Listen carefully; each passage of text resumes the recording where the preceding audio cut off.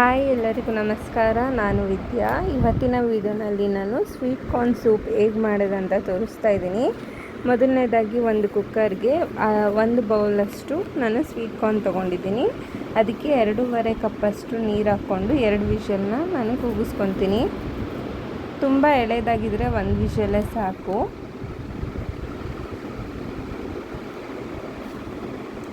ಕೂಗಿಸಿದ ನಂತರ ನಾನು ಒಂದು ಚಿಕ್ಕ ಜಾರಿಗೆ ಅರ್ಧದಷ್ಟು ಸ್ವೀಟ್ ಕಾರ್ನ್ನ ತಗೊಂಡು ಗ್ರೈಂಡ್ ಮಾಡ್ಕೊತೀನಿ.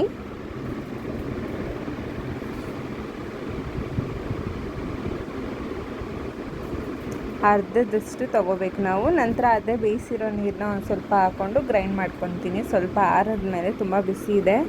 ಈಗ ಏನೇನು ತೊಗೊಂಡಿದ್ದೀನಿ ಅಂದರೆ ಒಂದು ಸ್ವಲ್ಪ ಬೆಳ್ಳುಳ್ಳಿ, ಶುಂಠಿ ತೊಗೊಂಡಿದ್ದೀನಿ, 1 ಈರುಳ್ಳಿ, ಕ್ಯಾರೆಟು, ಬೀನ್ಸ್ ತೊಗೊಂಡಿದ್ದೀನಿ, ಅರ್ಧ ನಿಂಬೆಹಣ್ಣು, 3 ಸ್ಪೂನಷ್ಟು ಕಾರ್ನ್ಫ್ಲೋರ್ ಹಿಟ್ಟು ತೊಗೊಂಡಿದ್ದೀನಿ. ಈಗ ಒಂದು ಬಾಣಲಿಗೆ 2 ಸ್ಪೂನಷ್ಟು ತುಪ್ಪ ಹಾಕ್ಕೊಂಡು ಶುಂಠಿ ಬೆಳ್ಳುಳ್ಳಿ ಕಟ್ ಮಾಡ್ಕೊಂಡಿದ್ನಲ್ಲ ಸಣ್ಣದಾಗಿ, ಅದನ್ನು ಹಾಕ್ಕೊತಾ ಇದ್ದೀನಿ.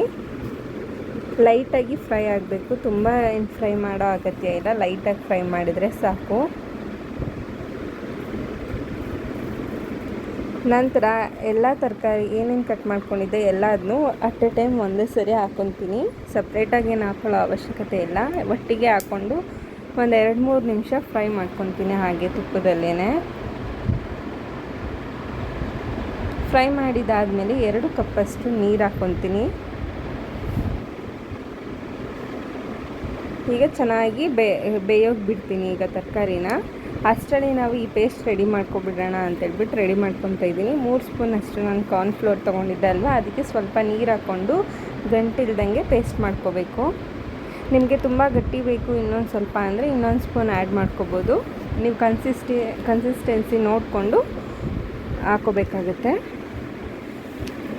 ಈಗ ರುಬ್ಬಿರೋ ಅಂಥ ಸ್ವೀಟ್ ಕಾರ್ನು ಹಾಕ್ಕೊಂಡಿದ್ದೀನಿ. ನಂತರ ಬೇಯಿಸಿರೋ ಅಂಥ ಸ್ವೀಟ್ ಕಾರ್ನು ಹಾಕ್ಕೊಂಡು ಅದ್ರ ಜೊತೆ ನೀರು ಸಮೇತನೇ ಹಾಕೋಬೇಕು. ನೀರೇನು ಸಪ್ರೇಟ್ ಮಾಡ್ಕೊಳ್ಳೋ ಅಗತ್ಯ ಇಲ್ಲ. ನಂತರ ಚೆನ್ನಾಗಿ ಮಿಕ್ಸ್ ಮಾಡಿಕೊಂಡು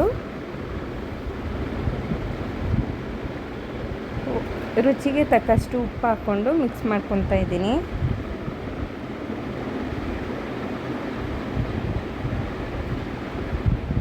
ನಂತರ ಅರ್ಧ ನಿಂಬೆಹಣ್ಣು ಹಿಂಡ್ಕೊತಾ ಇದ್ದೀನಿ. ಟೇಸ್ಟ್ ಚೆನ್ನಾಗಿರುತ್ತೆ ನಿಂಬೆಹಣ್ಣು ಹಾಕಿದ್ರೆ. ನಂತರ ನಾನು ಪೇಸ್ಟ್ ಮಾಡ್ಕೊಂಡಿರೋದನ್ನ ಹಾಕ್ಬಿಟ್ಟು ಚೆನ್ನಾಗಿ ಮಿಕ್ಸ್ ಮಾಡ್ಕೊತೀನಿ. ಮಿಕ್ಸ್ ಮಾಡ್ತಾನೆ ಇರಬೇಕು. ಮಿಕ್ಸ್ ಮಾಡ್ತಾ ಇಲ್ಲ ಅಂದರೆ ಸೀದೋಗಿಬಿಡುತ್ತೆ, ಕೈ ಆಡ್ತಾನೆ ಇರಬೇಕು ಅದು ರೆಡಿ ಆಗೋವರೆಗೂ. ಚೆನ್ನಾಗಿ ಮಿಕ್ಸ್ ಮಾಡ್ಕೊಳ್ಳಿ.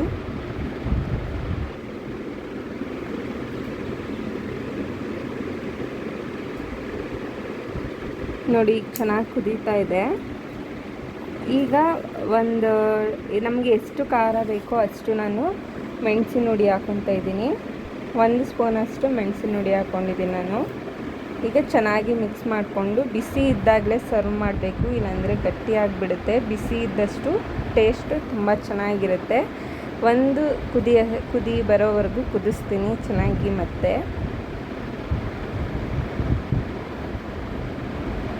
ಸ್ಟವ್ನ ಆಫ್ ಮಾಡ್ದಲೇ ಈಗ ನಾನು ಸರ್ವ್ ಮಾಡ್ತಾಯಿದ್ದೀನಿ. ಆಫ್ ಮಾಡಿಕೊಂಡ್ರೆ ಬೇಗ ಗಟ್ಟಿಯಾಗಿಬಿಡುತ್ತೆ ಅಂತ. ಎಷ್ಟು ಬಿಸಿ ಇರುತ್ತೋ ಅಷ್ಟು ಟೇಸ್ಟ್ ಚೆನ್ನಾಗಿರುತ್ತೆ. ಇಷ್ಟೇ ಆಗೋಯ್ತು ಈಸಿಯಾಗಿ. ಈ ವಿಡಿಯೋ ಇಷ್ಟ ಆದಲ್ಲಿ ಪ್ಲೀಸ್ ಲೈಕ್ ಮಾಡಿ, ಸಬ್ಸ್ಕ್ರೈಬ್ ಮಾಡಿ. Thank you.